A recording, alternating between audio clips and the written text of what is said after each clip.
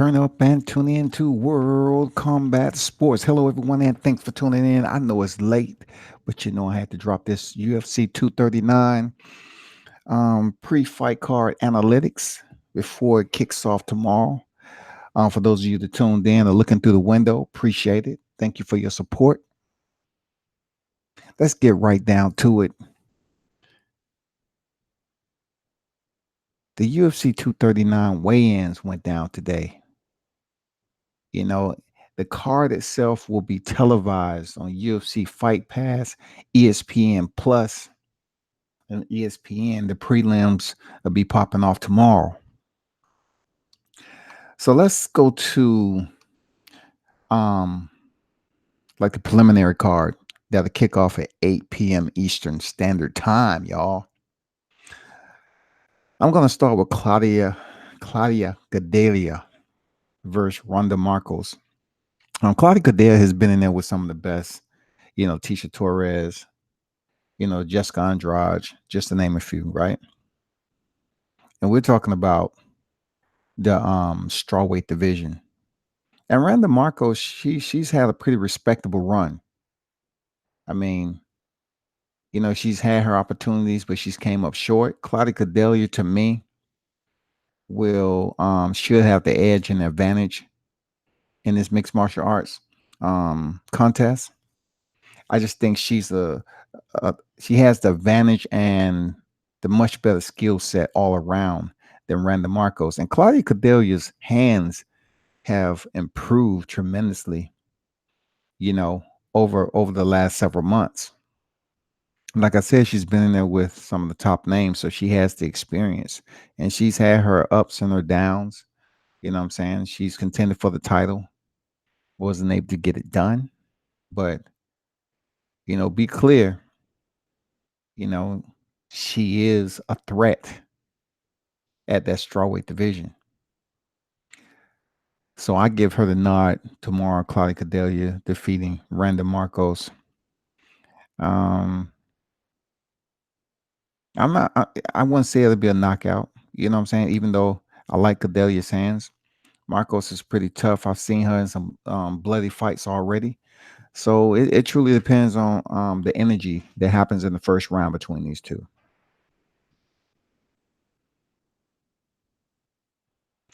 I'm gonna move on up to Arnold Allen. You know, this is the 145-pound division. Of course, the featherweights will throw down Arnold Allen and Gilbert Melendez. Gilbert Melendez, as you probably know, he's been in the camp with the Diaz brothers for quite some time. Jake Shields, those individuals that's, have a respectable team over there. Arnold Allen is facing the best competition in his career in Gilbert Melendez. Gilbert, like I would say a lot about these fighters, they step in there. You find a lot about these fighters when they step in there with the top tier competition, of course. And he's been in there with the Pettises. He's been in there with the Sanchez's. You know, he's fought in a neighboring organization where he excelled as a fighter, but he never quite took the elevator to the top once he transitioned over to the UFC. I'm not sure what it was, you know what I'm saying? But he's a solid fighter. He's a real solid fighter. But when he stepped over in the UFC, his attributes didn't equate to earning those wins that we assumed that he would get once he touched down. So let me kind of tell you what Gilbert Melendez is looking like.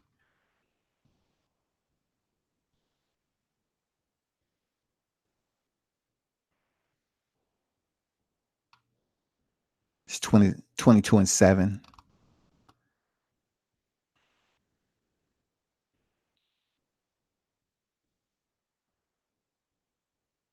His alias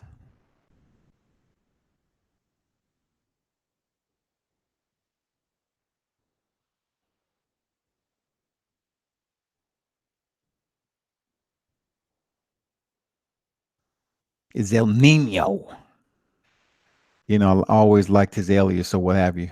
But let's talk about his transfer from Strikeforce over to the UFC. He fought the likes of um, Masashiro Ishida, Josh Thompson, um, Shina Aoki, Tatsuyi Karajiri, Jorge Masvidal. This is in Strikeforce now. He has a win over Jorge Masvidal. That's when Masvidal was still in the polishing stages of his, skill set. He was still improving.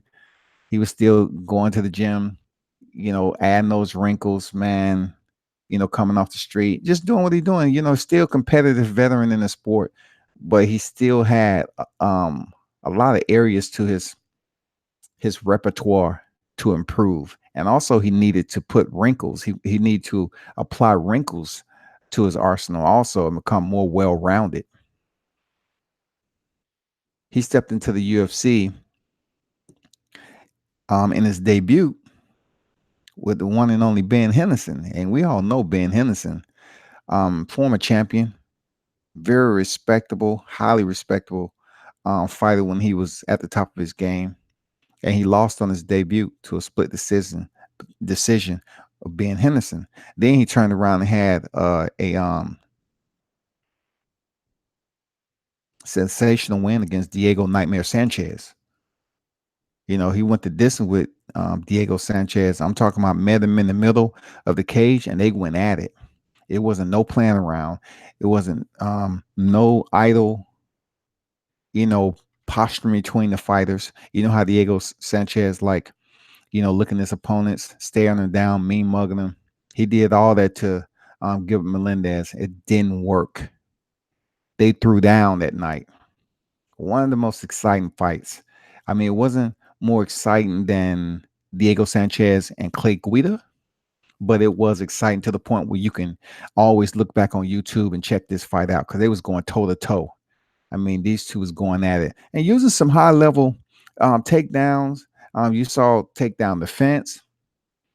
I mean, striking. They was really in the heat of battle, still thinking. You know what I'm saying? Still trying to set traps. It may not look like that to the casual fan tuned in, but even in the heat of battle, the way they was throwing down, they were still trying to set traps, man. Switch up the momentum, you know, um, you know, put some leg kicks in there and try to get comfortable with believing that's what they're going to go to right there in the heat of the moment. And then they load up with some punches. They was picking and choosers how the speed of their punches. To try to throw a touch jab out there, throw a 1-2 combination, not to do that much damage, but just to set up a distraction to go in for the takedown. I mean, two pretty decent wrestlers. You know what I'm saying? Both of them had pretty decent takedown defense, but squaring up with one another the way they did, and that matchup was very entertaining. Um, they had pretty equitable styles to complement one another. You know, Gilbert was not scared of Diego Sanchez. Anyway, moving on. Gilbert ended up losing. He was on a four fight losing streak, right? Anthony Pettis. He got subbed out by Anthony Pettis, which was crazy. I still remember that fight. Showtime Pettis, he is known for his ground game a little bit, but most of the time he's known for his Showtime striking ability. The kick that you've seen all around YouTube where he scaled the cage and kicked Benson Henderson in the left side of his face and dropped him. That's Anthony Showtime Pettis, man. In the process of trying to figure out what weight class he was comfortable at, he do have some highlight reels out there. So he was able to sub Gilbert Melendez. And then he went up and Gilbert fought Eddie Alvarez, the Underground King, who's been champion in every organization that he ever contended in. He defeated him in a split decision. And then he moved on.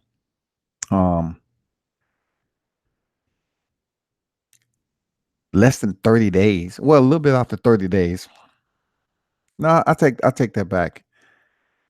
That fight was canceled. He came back He went back to the gym and came back close to a year. You know what I'm saying? Close to a year more and faced Edson Barbosa. Edson Barbosa is known to be one of the fastest switch kickers in the sport of mixed martial arts. His fast twitch game is just unfucking believable. His kicks, the way he, you know, split the top of Kevin Lee and had him doing the stanky leg in the middle of the freaking cage. Dude is a highlight reel to watch according to the opponents that he's in there with, but also he has been known to falter. But speaking of Gilbert Melendez, he lost to Edson Barbosa. You know, Edson was able to outwork him and earn that decision. And then, of course, his last loss was Jeremy Stevens, who makes 4 losses in a row. And what's crazy about this was September 9th, 2017. And Gilbert is just returning to the cage since September 9th, 2017, from his loss for Jeremy Stevens. So that was his last loss in 2017. And it's been a minute, y'all. That's how crazy the fight game is. I'm not sure if he was out with injury, probably so. He does teach up there also. But just the fact that he's out of the sport as long as he is and his age. Dude's age. He's not a just a young fighter anymore. So I'm looking forward to see what he's his performance going to be against Arnold Allen.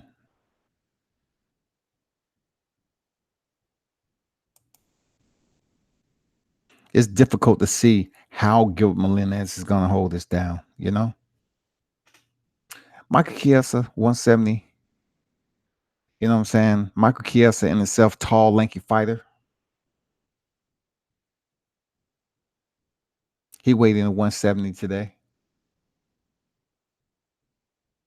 Diego Sanchez, 169. If you didn't check out Diego's video that he did with Ariel Hawani the other day, I believe it was yesterday.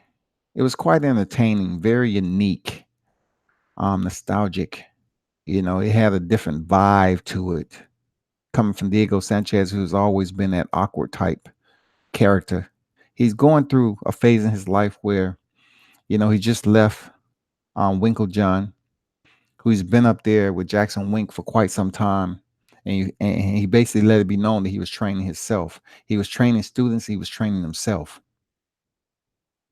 So now I believe it got to the point that he felt other fighters such as Holly Holmes and John Bones Jones, who have also been, world champions. John Jones, current light heavyweight champion, but you know what I'm saying? And then Holly Holmes, the former bantamweight champion. He felt that majority of the emphasis was zoomed in on other team members besides raising him up. And he's the veteran. He's the OG, so to speak. So he went in and talked about his, not living in the box, his failed marriage, how he feels as a person, not having a team right now, just having one guy to teach him how to move in the cage, being able to tap into an ancient secret of anti-aging. He was on some other stuff. He was on some high level, parallel universe type stuff yesterday. So, that's what I can say about Diego. I have nothing bad to say about the way he act, man. Dude is a warrior. He's a beast, a gladiator. He's a future Hall of Famer, regardless of his loss. He has some of the, fight of the night bonuses, knockout of the night bonuses. Dude has been an overachiever when it comes to mixed martial arts in the UFC. Seriously, when you talk about Diego Nightmare Sanchez, I've followed him ever since he had the curly hair. Always been that eccentric type guy, but what's eccentric to us is definitely not eccentric to him. You know what I'm saying? So it'll definitely be interesting to see how he handles the height of Michael Chiesa. I know he's going to press the pace. He's going to get up in Michael Chiesa's chest, press him up up against the cage. And one thing about Chiesa, he's not afraid to grapple. He's not afraid of the clinch. What his downfall with Lee and Anthony Pettis is that he can be outworked. He can be, placed in a predicament on the ground where he's outperformed that sets him up for a submission. You know what I'm saying? Kevin Lee was able to sub him out, even though he tried to fight and, debate with the referee that he wasn't asleep, but it surely looked like he was unconscious. And then, of course, Anthony Pettis, same thing. So Chiesa has ran into those little avenues, those little corners in his ground game that he didn't have a way out. So that was his downfall, taking those two losses from Kevin Lee and Anthony Showtime Pettis. He's going to be in there with the real one, with Diego Sanchez, for real. Diego the Nightmare Sanchez is going to press the pace. And be honest, I don't think Michael Chiesa is scared of the Nightmare at all. He just knows that he's going to be in there with the guy who's going to really turn the gas on. You know what I'm saying? It's going to be very difficult to breathe. I'm not talking about the gas to make a vehicle go forward. He's going to turn on the gas, make it hard to breathe. You know what I'm saying? That's Diego Sanchez. He's going to be in the clinch. He's going to be up close and personal.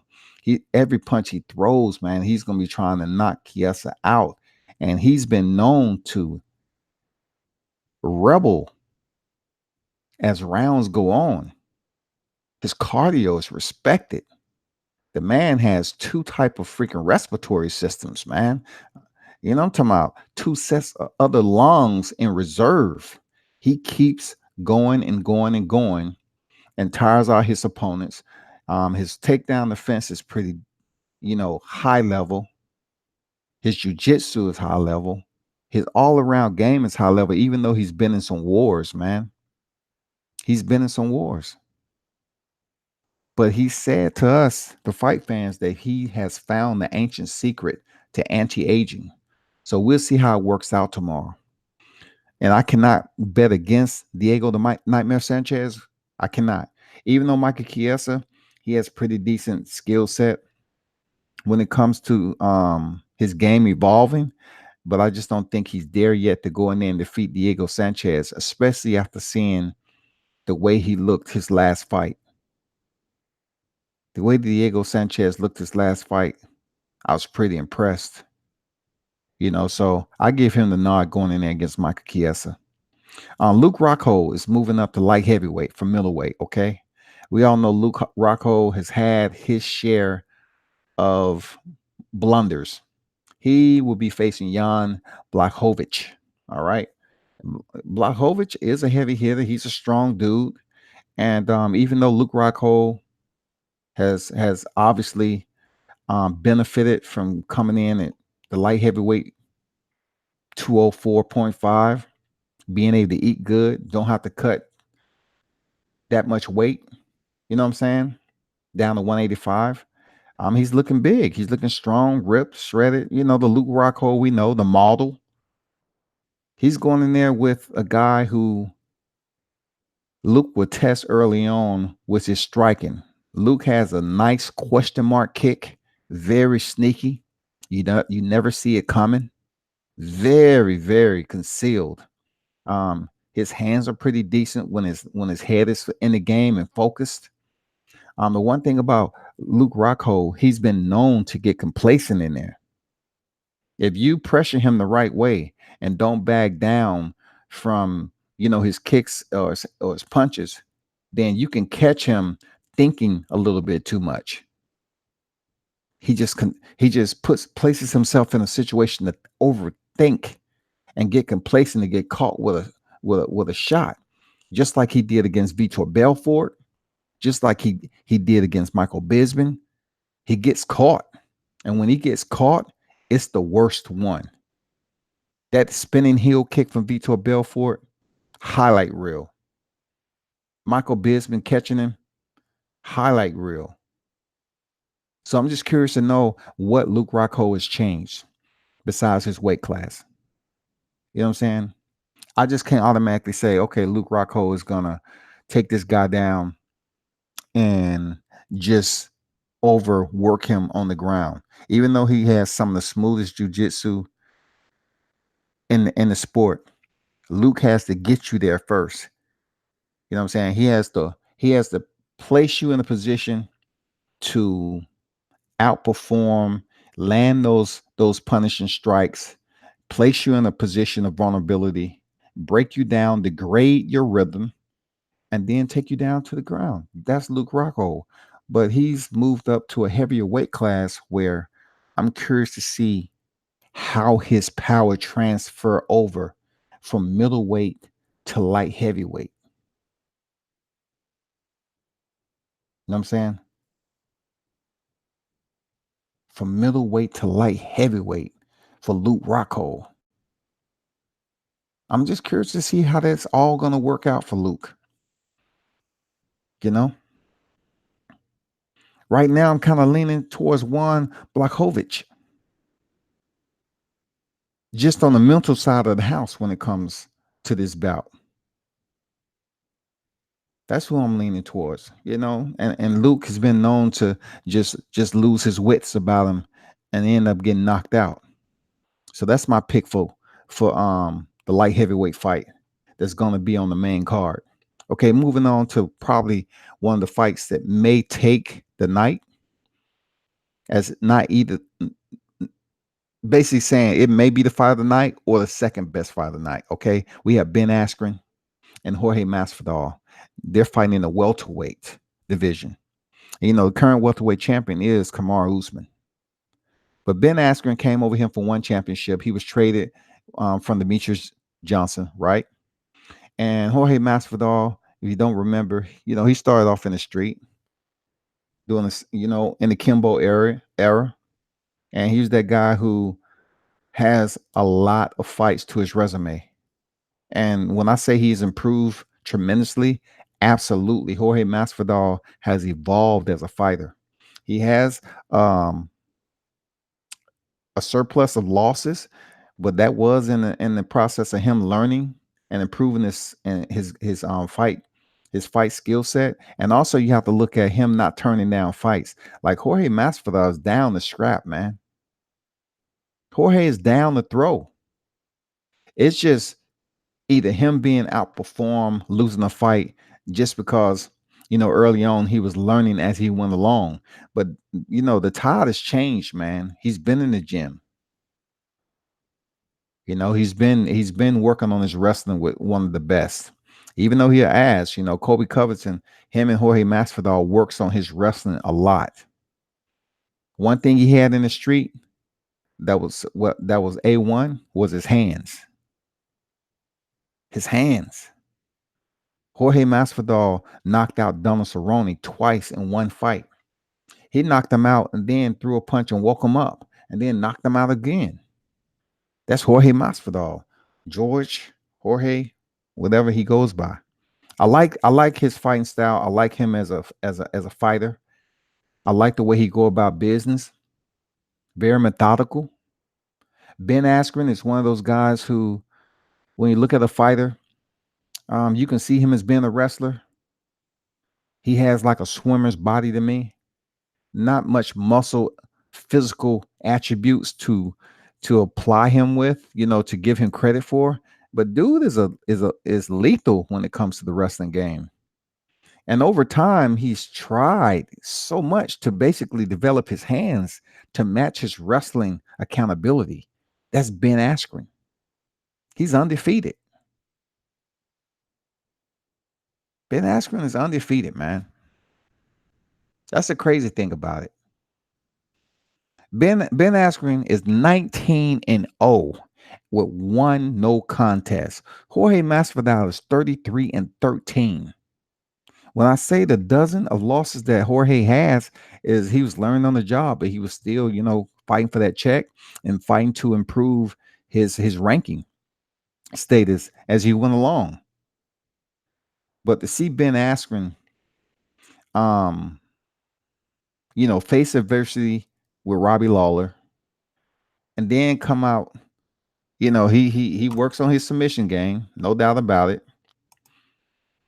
And to apply a bulldog choke to Robbie Lawler, and for it to end in controversy to the point where Herb Dean believed that Robbie Lawler was out, but another camera shot showed that Robbie Lawler had his thumb up and said he was okay. So Ben Askren, when asked why don't he rematch Robbie Lawler, he said, "No, why? Why am I going to rematch Robbie Lawler?" A lot of assumptions can go into why he doesn't want to face Robbie Lawler again. Because Robbie picked him up and dumped him on his head. We're talking about Ben Askren, a wrestler, okay, a high level wrestler who's very respected for that aspect of his game. He was picked up by Robbie Lawler and dumped on his head early on, and Robbie was landing some punches. But give the credit up to Ben Askren for weathering the storm, man. He weathered the goddamn storm. But when he faced Jorge Masvidal, that is a person that I believe if he gets Ben Askren in a predicament such as that, you know what I'm saying, the way he was, Jorge should be able to finish him. George is different than Robbie Lawler at this point in his career, in my opinion. So when it comes down to Ben Askren going in there dominating Jorge Masvidal, right? I don't see it happening. Not the way he looked against Robbie Lawler his last outing.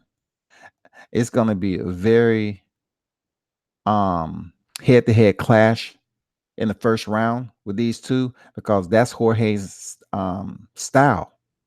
He's gonna try to prove a point against Ben Askren. Masvidal isn't scared of Askren. He's been there, done that, man. He started on the streets, very respected. He's not scared of Ben Askren who goes in there and wrestle. You know what I'm saying? Who want to grind you out and lay and prey on you and wear you down. Masvidal, if he hasn't learned from his losses from being in that position, well, guess what? He's going to learn against Askren, who might put him back in that same seatbelt style wrestling, grind you out for 3 rounds and win by decision and have you going home upset. That's Ben Askren.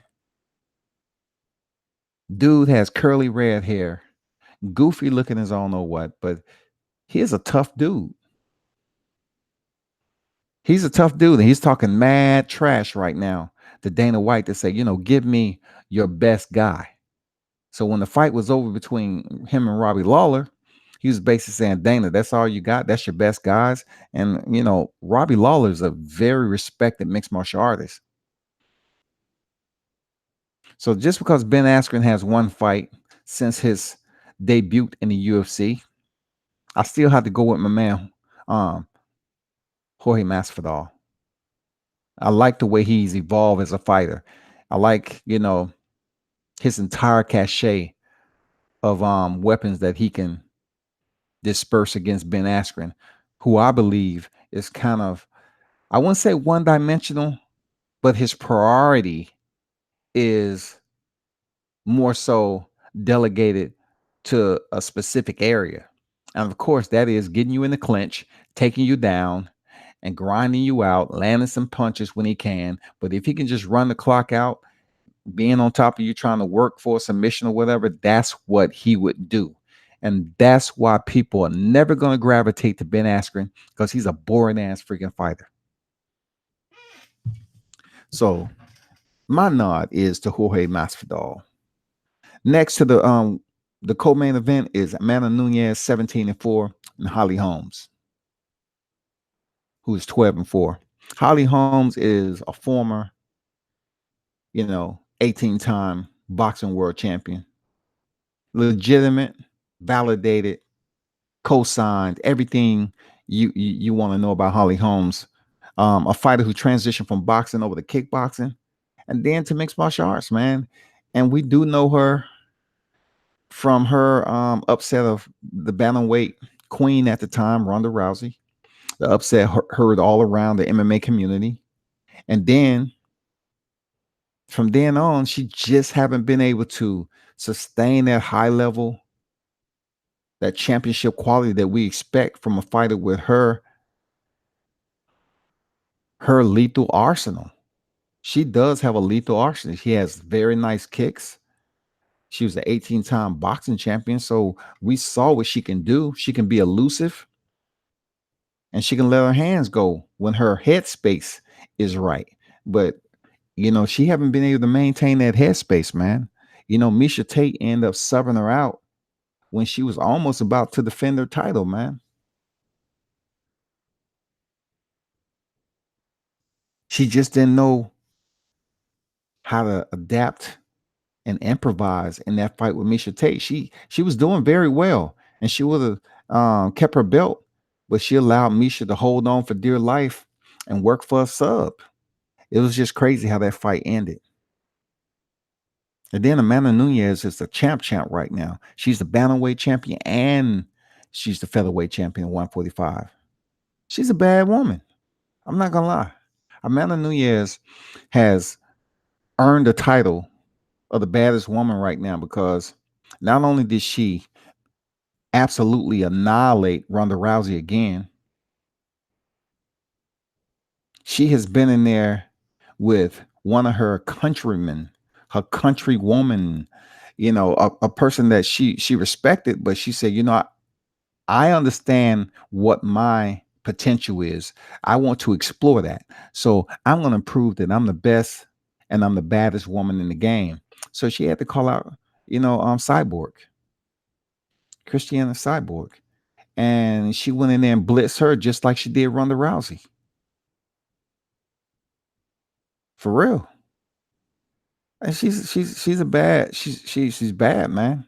Amanda Nunes has proved that her loss against Jessica I is long and far in between what her progress has been leading up to this point. For her to go in there and defeat Ronda Rousey, even though she had been stopped by Holly Holmes, she lit her up like it was Independence Day all over again. D-Day,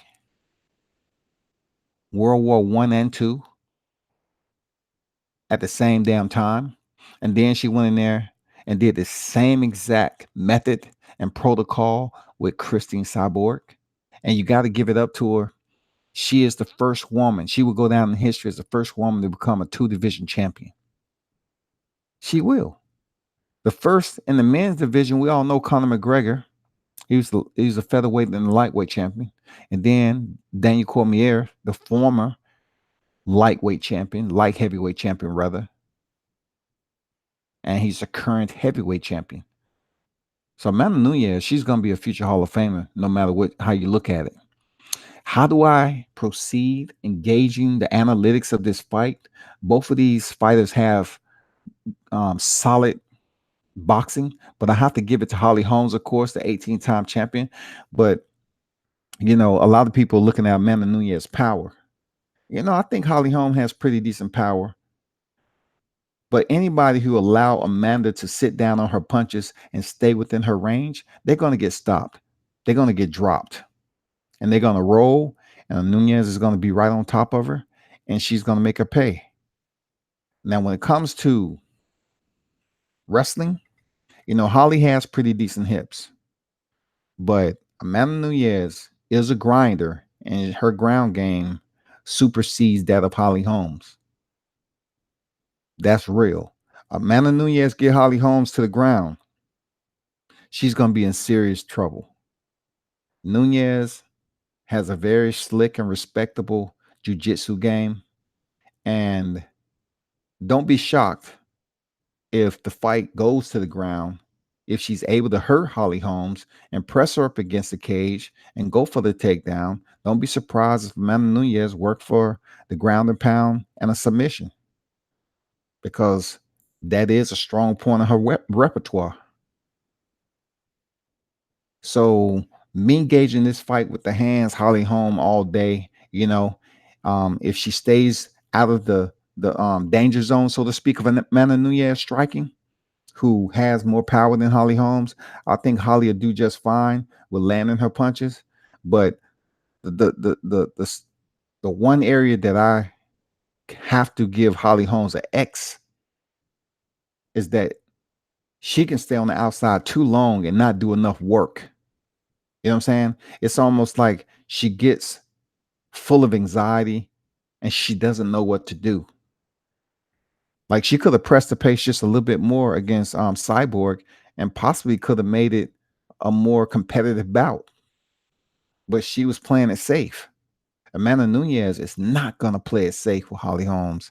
She's gonna most definitely get within her space and she's gonna rent it out if Holly Holmes, allow her to. If not, she's get close. She's gonna become a squatter. She's gonna stay there and stay there, and she's gonna put that work in, and she's gonna grind Holly and see how good her takedown defense is, and take it to the canvas and start working. Her transitions for a sub or for top control to land some punches. So in this particular matchup, I have to go for Amanda Nunes. Moving on to the main event, Jon Jones. Of course, we all know the light heavyweight champion, one of the baddest man to ever grace the cage. He's going in there against Thiago Santos. Jon Jones is 24-1. Thiago Santos is 21-6. All right. Thiago Santos arguably is in there with the best fighter he will ever face in his career at this juncture. You know what I'm saying? At this juncture in his MMA journey, he is facing the baddest man on the planet right now, Jon Jones. Now, granted to Thiago Santos, he has a very high level ground game comparable to his resume and credentials that he's earned in jiu-jitsu. Jon Jones has a respectable ground game also. But I have to give the edge to Thiago Santos if we're talking about resume. If we're talking about jiu-jitsu resume, I have to give it up to Thiago Santos. Now, of course, Jon Jones, all around, if you're talking about his ground game and then you attach everything else from his feet, his striking dimension, his angles, his diversity, his versatility, everything that he presents as a total package as a striker, it far supersedes the ground game of Thiago Santos because Thiago Santos striking that winding, looping punch sets that he delivers to opponents and run them down. You need to come straight down the middle with Jon Jones. Jon Jones has pretty decent defense when he chooses to take a break from punishing his opponents or his opponents returning and countering his shots. But you're talking about a long-range sniper in Jon Jones. Long-range sniper. And you allow him to be surgical and precision with those punches, it's going to be a long 5 rounds for Thiago Santos if it even lasts that long.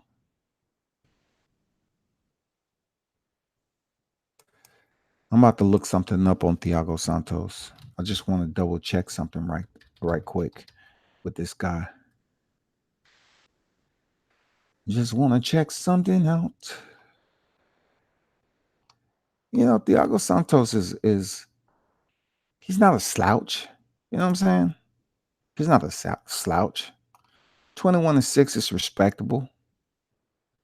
But this is why I have an issue with. Like, okay, he lost to Gegard Mousasi, right? And Eric Spicely. This is in the UFC. I'm not gonna go back to Uriah Hall, who defeated him, because it's too far back.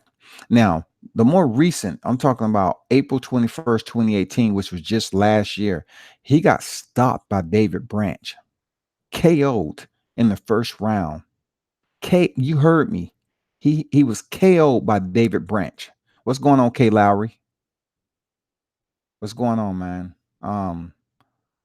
The prelims, I believe the undercard starts around 6 p.m. But Thiago Santos was stopped by David Branch just last year, y'all, April. A guy who has much more cleaner striking with his hands. Had nothing to do with the ground game. Thiago Santos wasn't able to take David Branch down. He was stopped in the first round and knocked out. Now, granted, August 4th was his next fight, 2018. He won a decision against Kevin Holland, which is not a high level, I mean, just a high tier fighter. Then he went in there against Eric Anders, TKO elbows. That's how it's supposed to go down. That was in September 2018. And then, of course, Jimmy Minowa, who's been stopped several times. You know, I mean, you have to give it up. You have to give it up in that perspective that he cleaned somebody who's been cleaned already. Minowa, right? He had already been knocked out by Volkan Ozdemir before he faced Thiago Santos. He had been decisioned by Juan Blachowics, okay, the same guy who's facing Luke Rockhold. Then he faced Thiago Santos, KO punches, round 2. This is Jimmy Minowa, right? And then he fought Alexander Rakic, KO head kick. So, Jimmy Minowa has been stopped several times over. So that's why I can't really praise and give him all this adulation.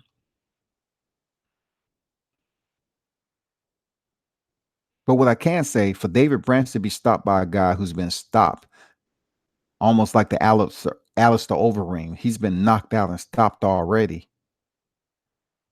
It just leads me to say that when he was at the weigh-ins today and he said he's going to give it his best, it tells me that he's not totally confident in getting the job done. That's my opinion about freaking Thiago Santos. He's remembered that he's been stopped by David Branch. And if David Branch was to fight Jon Jones, it would be murder. It would be a homicide.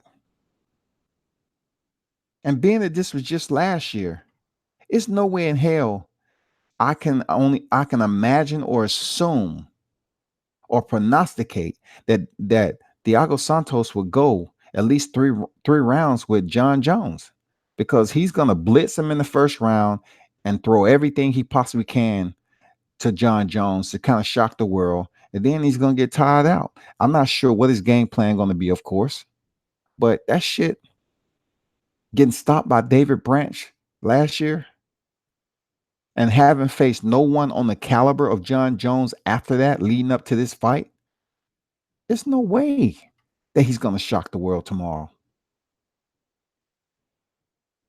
K. Lau would say, thank you, brother. I didn't know he got starched by David Branch. I don't think he stands a chance against Jones. Yeah, man, he got sparked up, man, just like it was Independence Day all over again. And they told him to go over there with a freaking jug of gasoline and say, just instead of lighting the fireworks, just pour the gas on there first. You know what I'm saying? Pour the gas on all the firework display. And then instead of just exiting, getting far away from the distance to light it up, just stand in the middle and light the match and be a part of history. That's about what would happen if he was to face Jon Jones. To get stopped by David Branch and walk in here with a fighter like Jon Jones just over a year after you was knocked out in round 1. I can only imagine, man, what's going on in his head. But I heard a little bit of it today at the weigh-ins when he said he's going to give it his best shot.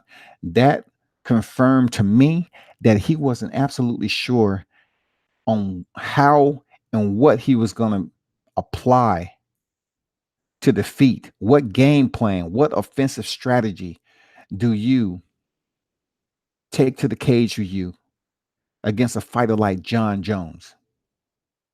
One who has one blemish on his record from a 12-6 elbow tsunami. And the reason why I use tsunami, because Matt Hamill was bleeding so much. It's just like the Red Sea in there. It was like the Crimson Tide. He was bludgeoning. It was freaking like a horror movie. And inside of the raft that he was delivering to Matt Hamill, He landed a 12-6 elbow, y'all. That means he went straight up 12 o'clock and came down at 6 o'clock. And the referee stopped the fight and said it was an illegal elbow, right?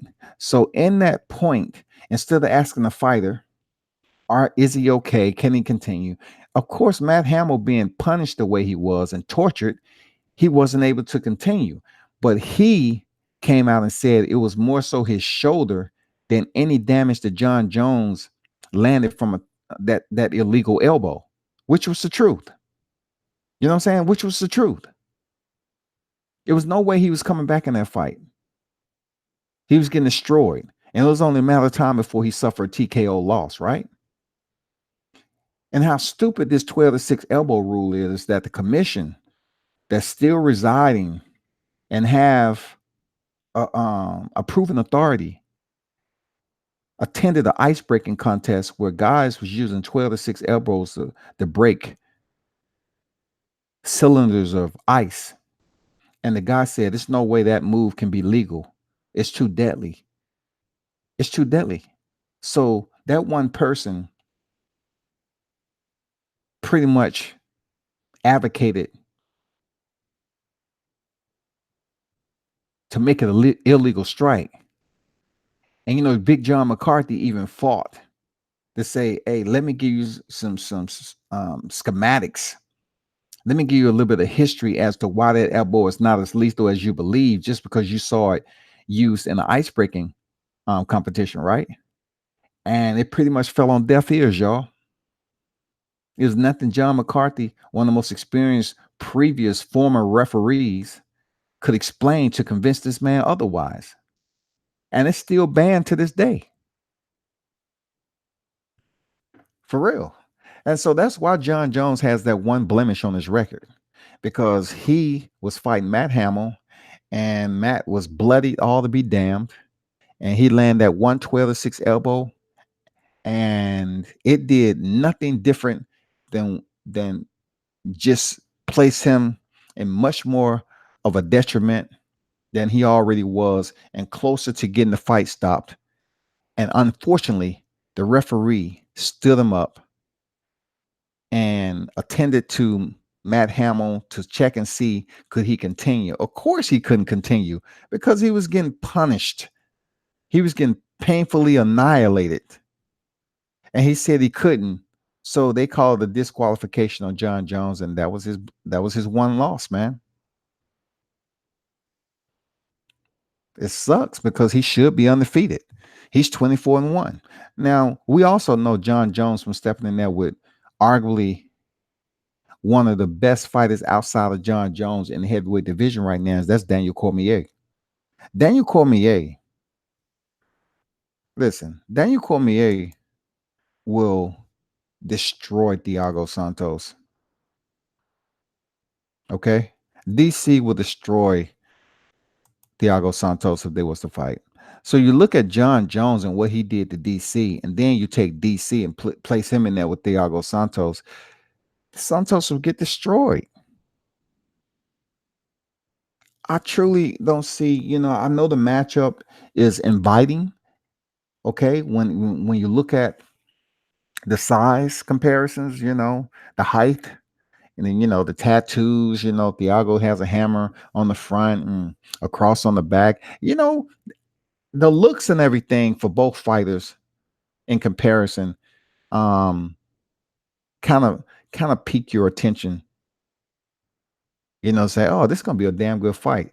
To the casuals, it's gonna be a very good fight because they don't know too much about the history between both fighters. But I don't believe Thiago Santos is levels close to John Jones all around cachet of striking delegation. His authority is just too much. John Jones' mixed martial arts striking authority is the honor roll of mixed martial arts. It's when you are able to graduate from college with honors. That's John Jones' striking authority. Now, he's a grimy dude. He's been in some questionable criminality outside. He's been he's fucked up and did drugs and test positive for Viagra and was part of a hit and run incident where he left the scene and hit a pregnant woman. He was able to get away with all that. He was pulled over in one of his sports cars, and he was basically denigrating the officer for pulling him over. He's been in a hellhole, man. He's been in a dark place. John Jones is that dude. He's had sobriety issues. He's one of the only fighters to continue to basically produce metabolites to a banned substance, and they not punish him for it again. Why? Because they're saying it's the metabolites that still um are leaving his body from previous tests. So that it'll be more like double jeopardy if they continue to punish him for metabolites that are basically being depleted from his system, as he's now considered a clean fighter. No one in mixed martial arts history has ever went through this. John Jones had to go before the commission. He's been suspended, and once he was back, he tested positive for the same metabolite, which they said, okay, it's the same metabolite from his prior usage, so we're not going to suspend him. You know what I'm saying? Kay Lowry said Jimmy Walker wants that Jones smoke. I like that matchup. Johnny Walker is making people rant and rave about this guy. Okay. Now, I'm not going to deduct points off him being just absolutely goofy from doing the salute and trying to automatically fall down to the canvas and go into the worm and dislocate his shoulder. Now he lost several freaking points for that. But I understand what you're saying, Kay Lowry. A lot of people think that Johnny Walker is the guy who's going to give John Jones that competitive matchup and make it a close bout. But also you have to look at this too, just like I say about Thiago Santos, who was knocked out by David Branch. Walker's been knocked out too. John Jones has never been knocked out or stopped. He's been in there with some of the toughest fighters you can imagine. One of the tallest and equitable real estate with length. I'm talking about reach and height, and Alexander Gustafsson. You know what I'm saying? I mean, John Jones is one of those guys who's been in there with some of the heavy hitters in the game, and no one has knocked John Jones out. DC, none of them. But a lot of people are calling for that Johnny Walker fight, man. And I'm curious to know if Dana White is gonna make that fight happen. Because I can tell you like this: he will defeat Thiago Santos tomorrow. Okay, hands down, that victory is gonna happen. So the next opponent that's in line to face John Jones, I'm just curious if it's gonna be a trilogy between him and Daniel Cormier, or Dana White is going to say, well, since everybody's calling from this fight, let's go ahead and put Walker in there and see how he fares, because John Jones is winning there against Anthony Smith, went 5 rounds with Anthony Smith. He looked a little shaky or whatever. Okay, people was like, all right. Then he went in there before Anthony Smith and got a third round stoppage against Alexander Gustafsson. So I'm not sure how the fuck that worked out, because when he went in there with Owen St. Preux, he didn't look that well. Then he went in there with Daniel Cormier. He dominated that fight. Just, I'm going to tell you, a shin kick to the fucking head is drug free. I don't care what nobody say. That's skill. So that was July 2017. So he returned December 2018. He was in there with Alexander Gustafsson, who he stopped in the third round. Then he had that lethargic, bland fight with Anthony Smith where he went 5 rounds, almost being disqualified from an illegal knee. So, it comes down to, is Johnny Walker the guy who's gonna sell those tickets, man? Is he the guy that's gonna sell those tickets? Is he enough for Dana White to say, yeah, let me match these two up because they're gonna do pretty decent number? You know what I'm saying? Johnny Walker right now, I'm gonna talk about his record briefly. Johnny Walker is 17-3. Entertaining fighter, very tough, has skill set. He has 14 KOs to his name, 2 submissions, and 1 decision. He's been in there with Andrade, um,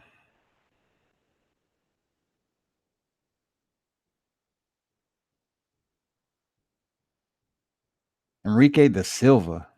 Like, his level of competition is nowhere close to warranting a fight with John Jones. Like, this dude came into the UFC in 2018, November 2018, right? And he went in there against Khalil Roundtree. And we all remember Khalil Roundtree coming off the Ultimate Fighter and everything. Pretty solid striker, but he has several losses too. You know what I'm saying? He has areas to his ground game he truly has to improve upon and really take some time off to do that if he's looking to make a run at the title. And for a minute, it seemed like Khalil Roundtree was going to make that happen. But anyway, Johnny defeated him in the first round. So I got to give that man check the box. He defeated a very tough fight in Khalil Roundtree in the first round. So now Justin Ledet, don't not too many people know who Justin Ledet is. He wasn't anybody special. And then he went in there against Misha Serkinov, another name that hardly anyone knows, to be ranked up there amongst the light heavyweights. I'm talking about top tier heavyweights. So for him to get that title shot against John Jones, man, being that John Jones is just about cleaned out the damn division, he might get his shot, bro. He may possibly get his shot because John Jones has basically cleaned out the light heavyweight division. And I'm gonna give you a little shot right quick of the ranking system. All right, I'm gonna give you a quick once over in the light heavyweight division of the UFC, and then I'll tell you where Johnny Walker sits. Because, and though he's an exciting fighter, he hasn't fought anyone the caliber of John Jones to say that he deserves a title shot at one of the GOATs of mixed martial arts. So you look at the light heavyweight division, right? Right now, as it sits, Johnny Walker is outside the back door of the top 10. He's right outside the back door. Alexander Rakic,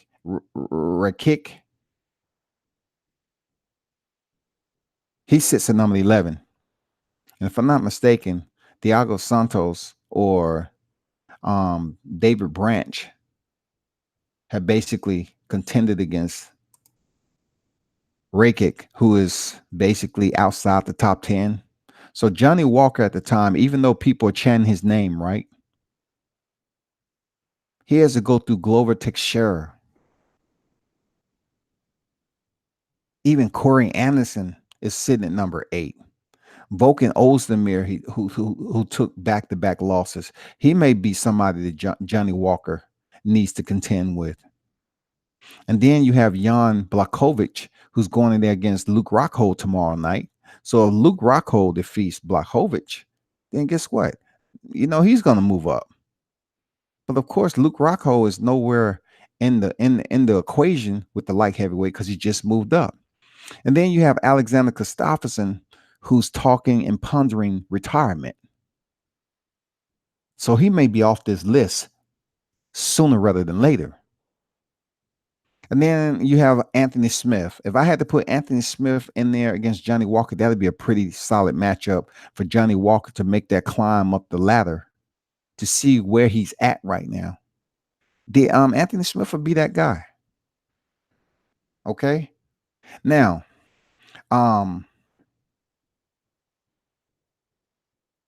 this list is possibly pending some updates. You know what I'm saying? Because Daniel Cormier's, being that he was a former light heavyweight champion, he's still sitting at number one. You know what I'm saying? He's the heavyweight champion. Why he's still at number one and he no longer have the belt? Why is a fighter residing in the ranking system when he's campaigning at the heavyweight division and he's a current heavyweight champion? So anyway, if you're looking at Johnny Walker, who's sitting at 12th right now, there's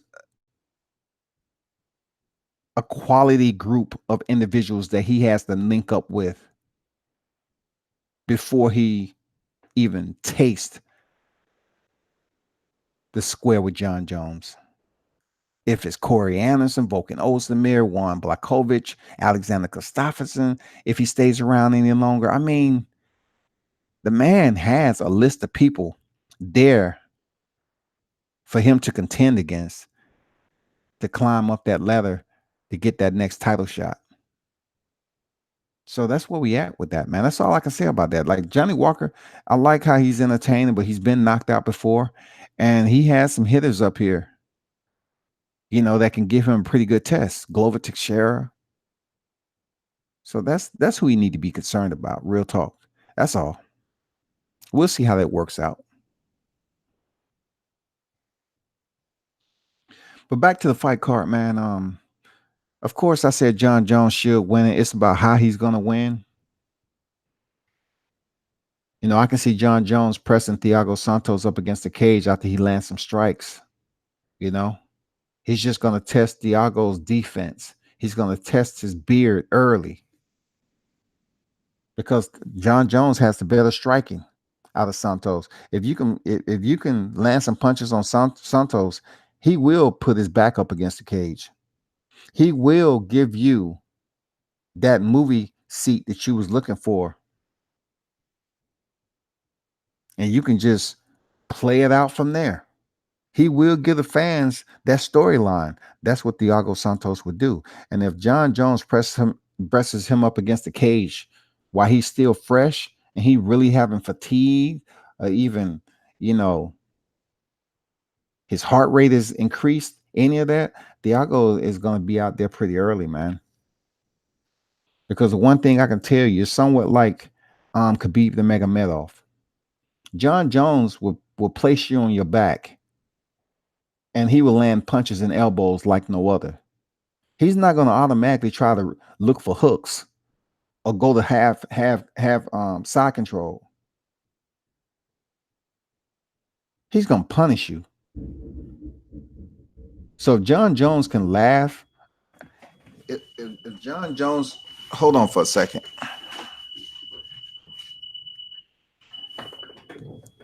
If John Jones can basically place Thiago Santos on his back or sit him down up against the cage and land those elbows, he may very well be able to get a TKO stoppage of Thiago Santos in that manner. John Jones, can submit guys, but he's almost, he's like Khabib the Nurmagomedov. He's still a step behind Khabib. Khabib, he can go for the submission, but he'd rather sit up there and beat you in submission. John Jones is just working for the TKO. Even when he may have a submission, sometimes John Jones, he may go for it or not. It depends on who the fighter is. It truly depends on his opponent. Khabib the Nurmagomedov, it doesn't matter who his opponent is unless the last name is McGregor. They beat him into the freaking canvas and then go for a submission and and scale the cage and take flight into the crowd and go out to his goddamn stablemate Dillian Dennis, man. But yeah, I'd be surprised this go past 2 rounds, to be honest. Now I'm not good at predicting shit, especially when it comes to fights, but I'm just saying John Jones, talent wise, far exceeds Thiago Santos. It is no question. Thiago's punches when he blitz, his punches is just amazingly wide and they're curved, like they're not even straight. They're looping punches. And it's crazy he hasn't really worked on that. He really hasn't tightened that up and made and threw his punches straight down and just narrow the center line when he's throwing those combinations like that.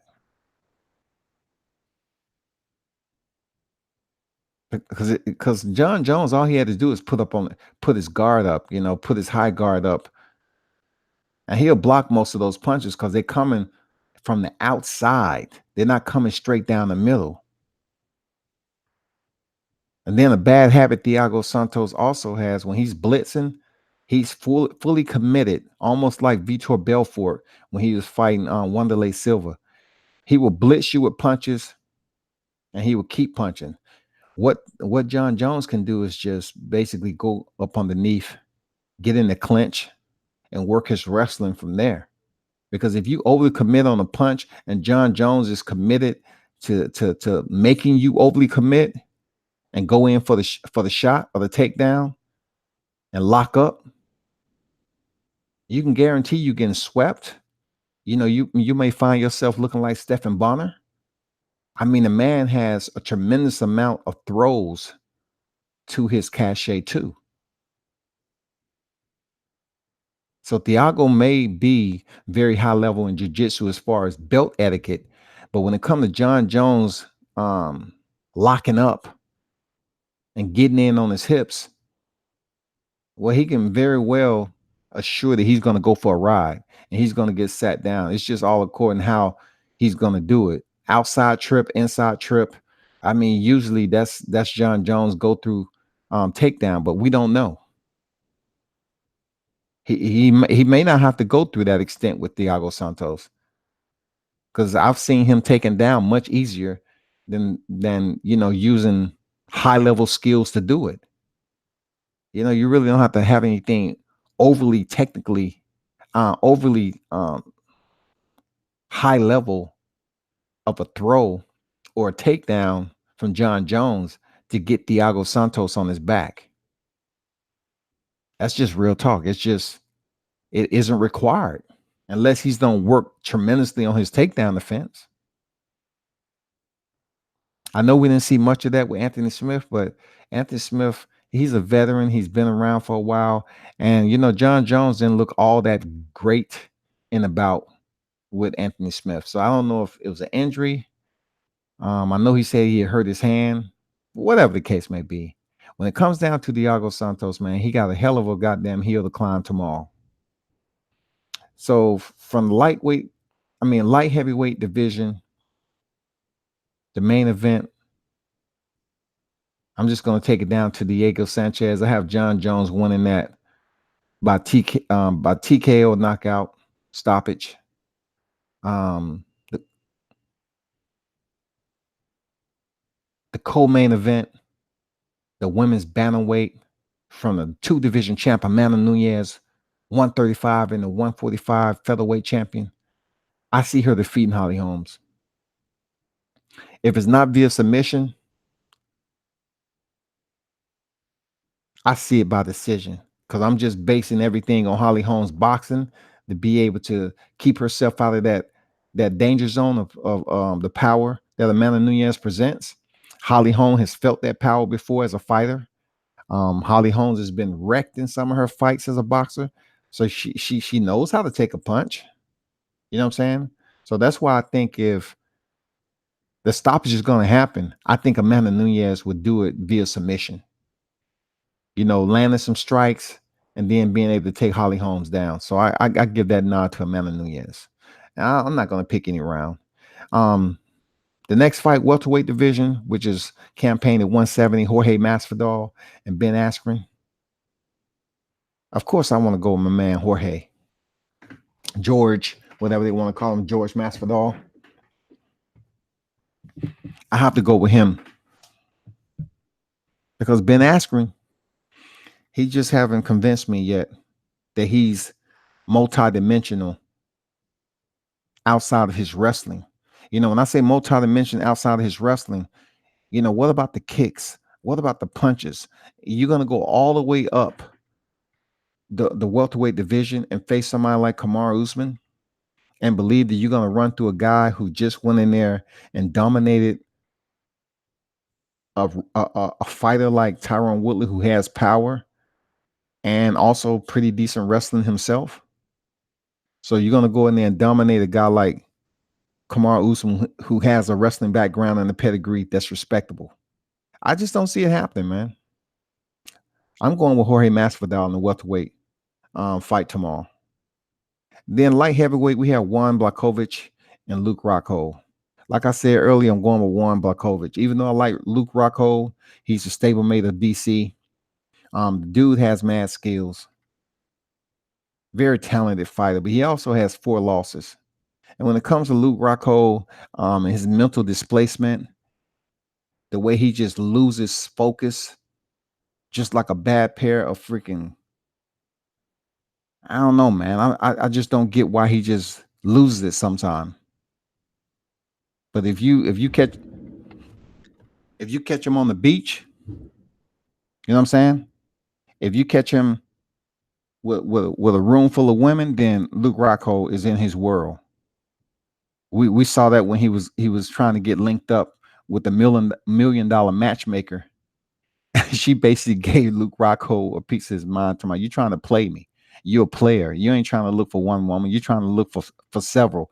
And that's what Luke Rockhold is. He's a model. You know what I'm saying? I don't blame the man for taking advantage and making that extra bag on the side, because the UFC don't have retirement plans, just like boxing. But tomorrow, he has to prove that he's settled in. He's ready for this light heavyweight division.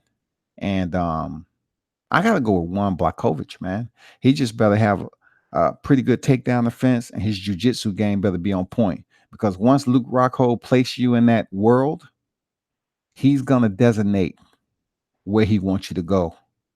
He's gonna damn set you up in traps that you didn't know you was in, and you're gonna find yourself in submission. He's that crafty on the ground. Moving to the welterweight division, Diego Sanchez and Michael Chiesa. Guess what? There's no way I can go against Michael Chiesa, man. I mean, Diego Sanchez, because he's just that dude. 29-11, and Michael Chiesa is 15-4. I will look at every bit of a fighter like Diego Sanchez, 40 fights, man. He's a warrior, man. Diego Sanchez is a warrior. I know he's eccentric in his own forbiddance. That's his world, man. He said he isn't inside the box. He's outside the box. And I understand where he's at.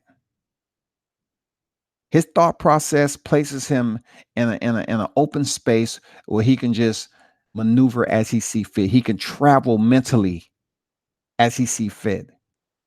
Wherever destination he's trying to go, it's all up to Diego Sanchez. It's just up to the people that he's speaking to about this journey he's on and convincing them that he isn't a nutcase. Because a lot of people look at Diego Sanchez and say, well, he's an odd dude. But look, some of the greats that have ever did it was a little strange, was a little eccentric, was a little off to the left, off to the right. And that's Diego Sanchez, man. He's been in some of the best battles that you can ever imagine in mixed martial arts. He is a future Hall of Famer.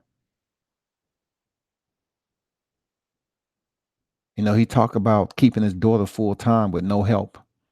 Obviously, Diego Sanchez, with all his accolades and the depth to his credentials as a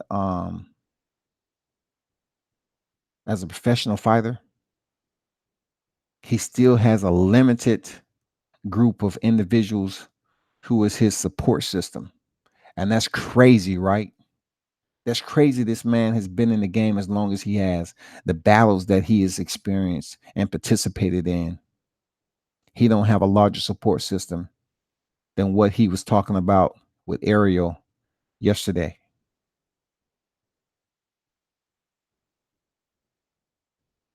So we'll see how he goes about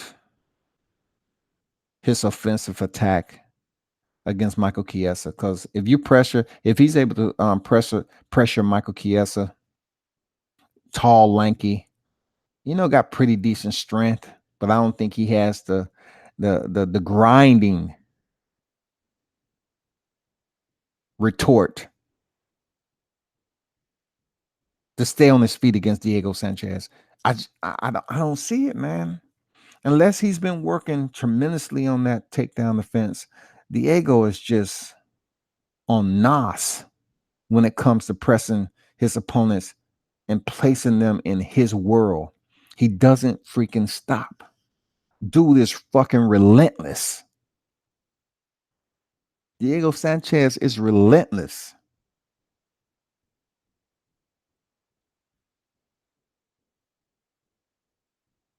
And I hope he's right. That's all I can say. I hope he's right that he has basically found the ancient secret to anti-aging, and he's going for the title, and he will be world champion. I hope he's right. I want to see Diego Sanchez succeed. I want to see him go in here for all the work he's placed into the fight game, all the wars that he's entertained the communal of mixed martial arts fans that came out to see him entertain and fight and contend. I really want to see him, relish in that moment of glory and win that title. And hopefully sometime in the future, he's able to do that. It's not going to be an easy road because he's in the welterweight division. And like I said before, you have a lot of heavy hitters that's in the welterweight division. You have Tyron Woodley, who's still in the welterweight division. You have the champion Kamaru Usman. You know what I'm saying? You have Jorge Masvidal that's in the welterweight division. Ben Askren. I mean, the shit is sick. And for Diego Sanchez to have this determination to say, you know what, I'm going to contend for a title. He has a long road ahead of him. And the reason why I say it's so long, people, is because Diego Sanchez, when it comes to the welterweight division, do you want to know what his ranking is right now? Because the ranking system only goes from 1 through 15. He holds resident to none of those placings, none of those tiers.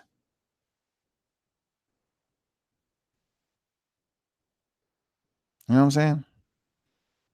I mean, you feel me? We're talking about Neil Magny, the backpack himself, Damian Maya, Leon Edwards, who's making a climb up the ranks. He's trying his best to stay consistent. Robbie Lawler, who just faced Ben Askren. Santiago Ponzinibbio.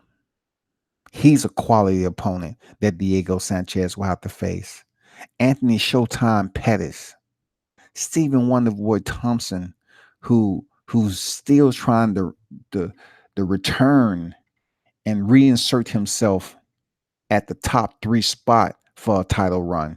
He lost twice to Tyron Woodley, then went in there and lost to Darren Till, who's Darren Till has been knocked out twice back to back.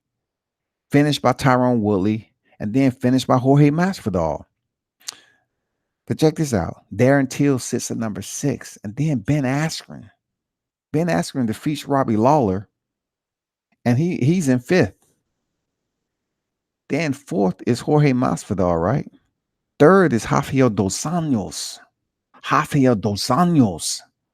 a beast. Number two, Kobe Covington. You cannot rule out Kobe Covington, man. And he's gonna have to go in there and see Kamaru Usman. I believe that's gonna be the next fight. I believe that's gonna be the next fight. I think. Of course, the champ, Kamaru Usman, is a very, very tough dude. And he ain't going nowhere anytime soon. Seriously. That's my pick, y'all. On the UFC 239 PPV card that's going on at the T-Mobile Arena. The main card starts tomorrow at 10 o'clock p.m. And right now we're about to enter into Saturday morning. I'm about to close this out. I'm just going to talk briefly about another fight card that's going on later on. You know, it deals with Khabib the Nurmagomedov facing Dustin Poirier, the number one contender for that title in the lightweight division. I like that bout. It's going to be absolutely fire. Dustin Poirier has been in there with some dudes, Conor McGregor. You know, he's been in there with Justin Gaethje. I mean, dude has been in there with Eddie Alvarez. Dustin has came a long ways, man. And you know, I absolutely salute that man for never faltering from going and keeping his eyes set on the prize, constantly evolving, constantly evolving, constantly evolving. That is motherfucking Dustin Poirier. That's him, man. That's him. I have to give that man a big salute because now he finally gets his title shot with Khabib the Nurmagomedov. And I'm gonna tell you, it's gonna be a very entertaining duel between these two. I still have to give the pressure. I still have to put that edge to Khabib the Nurmagomedov because he has that undeniable shot. It's very sharp. And you know, if you was able to refute or shut down or stuff the first one, you got to worry about the rest that's going to come. You know, when you think he's basically just working his hands up top and throwing punches, you got to worry about him ducking underneath and locking in. Once freaking Khabib gets you, you know, comfortable with one area of his striking, he results and exploit another area and introduce you to it. And by the time he introduce you to those avenues, you're going to find yourself in the corner next to the cage. The reason why I say a corner, because Khabib, the way he keeps his opponents and he gift wrap those legs together, it's almost like a corner that you can't get out of. He places the back up against the cage, scoops the legs, both legs, set you on your ass, and he commenced to then landing punches if need be. If it's not a good area for him to land punches, then he'll continue to work that position, work top control until he gets to a position that he can delegate his punching, and he'll wrap those hands up, wrist control, isolate one wrist, and he'll punch you with the other, with his left hand. That's basically how that works. Once he get one of the arms locked in, and he kind of puts you in that modified crucifix,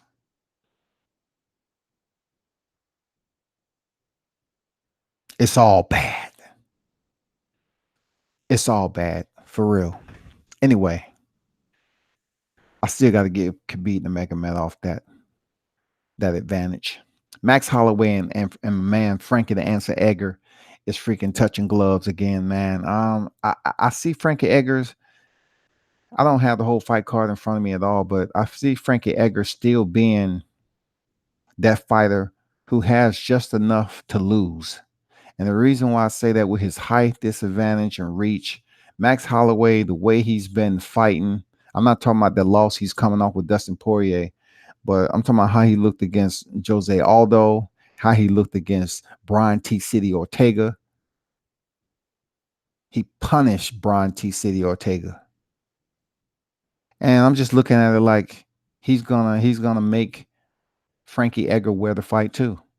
And I don't see Frankie Edgar defeating the Max Holloway that has just came down and got that experience from being in there with a much larger fighter in Dustin Poirier. I don't see Frankie Edgar being able to change up or make Max Holloway uncomfortable and get that win. I don't see it. Seriously, I just don't see it, people. And the last fight I'm going to talk about, and then I'm out, is Israel Adesanya. I've watched this man once. He transferred over from kickboxing to mixed martial arts. While he was in another organization to the UFC. Okay, he finally made his grand entrance, and he's been steadily working his way up to the top. I ain't mad at him, man.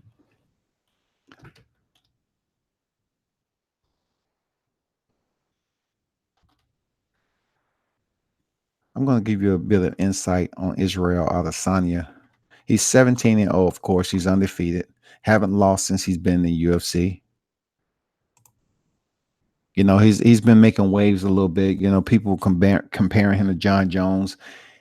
He went in there with Anderson Silva and kind of disrespected the legend a little bit. But I'm not really mad at Adesanya for doing what he did and mimicking Anderson Silva.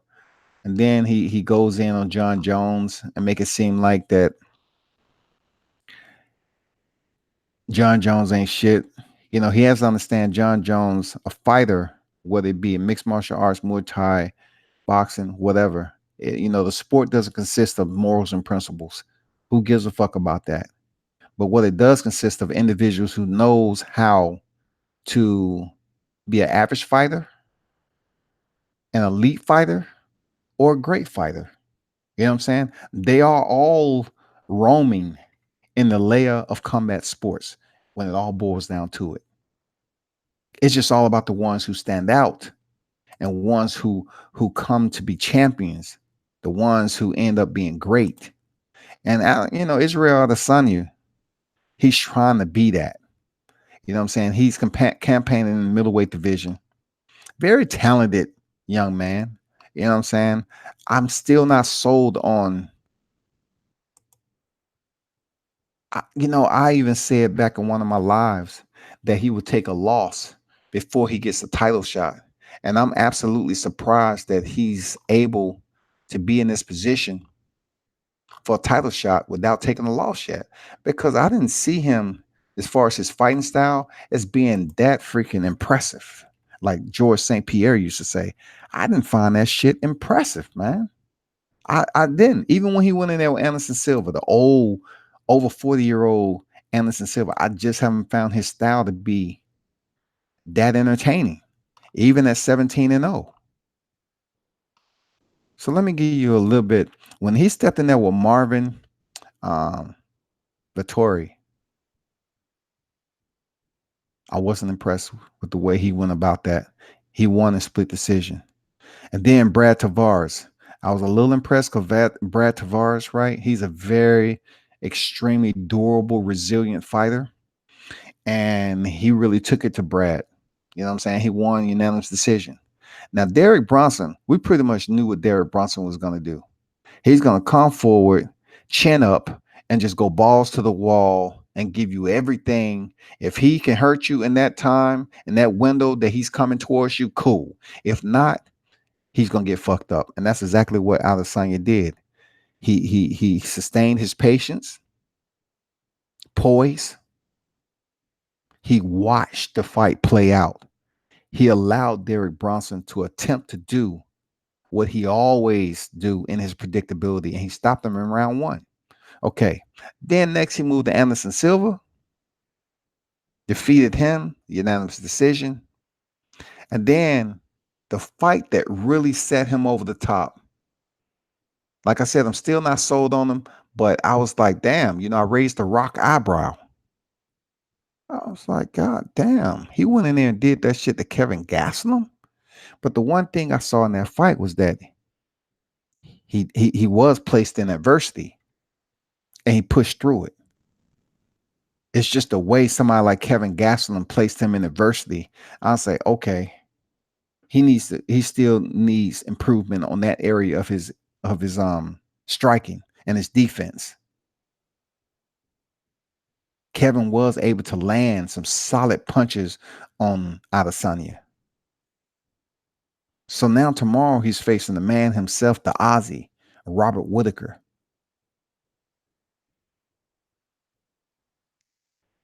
And though, man, and though this dude has since he's came into the UFC, man,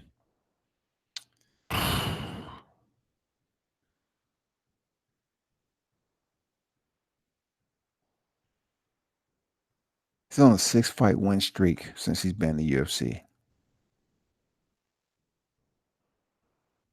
And I still cannot give him this fight, give him the nod of winning against Robert Whittaker, a fighter who's been in there with freaking Yoel Romero.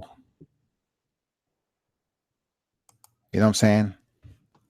I cannot say that Israel is going to have enough for Robert Whittaker in that posturing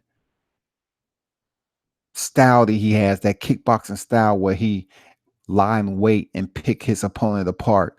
I mean, Robert Whittaker's been in there with opponents like that. Yoel Romero does a lot of waiting around and then blitz you with an explosive attack. You know, Ronaldo Sosa, Robert Whittaker finished in 2 rounds. Common opponent that both of these fighters have is Derek Brunson, right?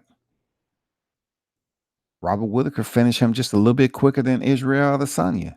I'm just being a little bit petty, even though it's seconds. I'm just saying Robert Whittaker finished Derek Brunson a little bit quicker than Israel Adesanya. And the rest of the fighters don't need to be, you know, like they have a common opponent in Brad Tavares that I just mentioned too, right? Robert Whittaker finished him in 44 seconds in round 1. Israel Adesanya went the distance with him. And that's as far as I'm going down in the record of Robert Whittaker. But you get what I'm saying. He has 4 losses, Robert Whittaker. He lost to Stephen Wonderboy Thompson early on in 2014. And he lost to Court McGee. Those are the 2 that he lost in the UFC. The other fights were outside in another organization. So Court McGee, you know, they had a lot of hype behind him at first. You know, very how you put it, country, you know, old school type of rugged fighter, but never could mature enough. And then Stephen Wonderboy Thompson, his freaking pedigree goes without saying. He just haven't really lived up to the hype enough. But anyway, Robert Whittaker, man, I got to give him the nod against Israel Adesanya. I'm not sold on Israel. If he goes in there and dominate Robert Whittaker, I'm gonna be like, God damn, this kid is sick. This kid is just like came out of nowhere. Like each performance has trumped the other, has surpassed. So we'll see, man. I'm just not sold on freaking Israel Adesanya yet. But if he goes in there and does what I think he isn't going to do against a guy like Robert Whittaker, who had a knee injury, you know what I'm saying? Who's coming back from an injury. We'll see if he re-injures that or he's able to go 5 rounds or get the stoppage or whatever the case may be. He has a 9-fight win streak, and we'll see what the hell is going on with this guy, Robert Whittaker. But I'm a Robert Whittaker fan. You know, very tough Aussie. And I really like his 2 fights with Yoel Romero. So that's my take. It's not happening tomorrow. I'm just saying they're going to be contending in the next UFC fight. So there you go, people, man. It's been a pleasure. Happy Saturday to those of you that tuned in, that's still, you know, listening in to the broadcast. It's all good. It is all good. Be sure to follow World Combat Sports on all social media network. You know what it is. I appreciate all the support that you all provide in growing one team, one fight. You know what I'm saying? It all matters. And pass the word, man, so people can subscribe. Be sure to smash the like button. Till next time, be sure to turn up and tune in to World Combat Sports.